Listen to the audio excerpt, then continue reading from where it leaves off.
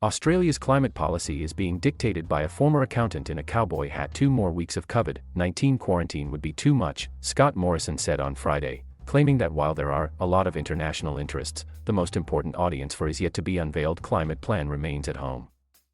My first and most important group that I need to talk to about our plan is not overseas.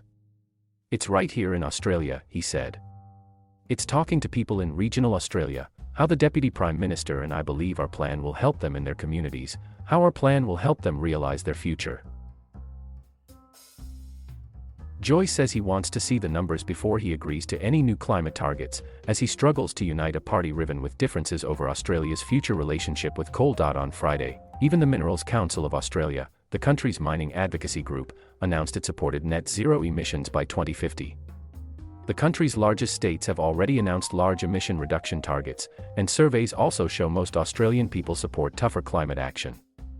Will Stephan, Emeritus Professor at the Australian National University's Fenner School of Environment and Society, said public opinion appeared to contradict the interests of Morrison's political allies and big business, who invest heavily in fossil fuels.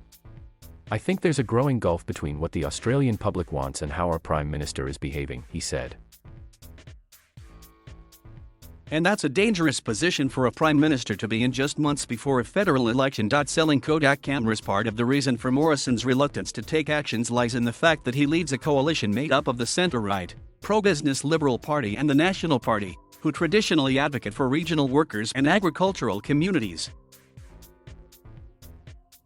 The National Party has long opposed any action on climate change, claiming it will hurt rural communities.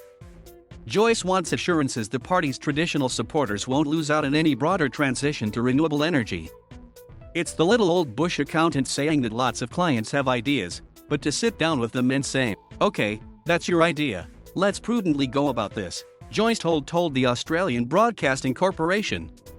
He said whole towns relied on Australia's coal industry, and they shouldn't be forgotten.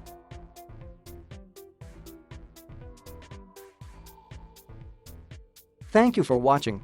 Please subscribe.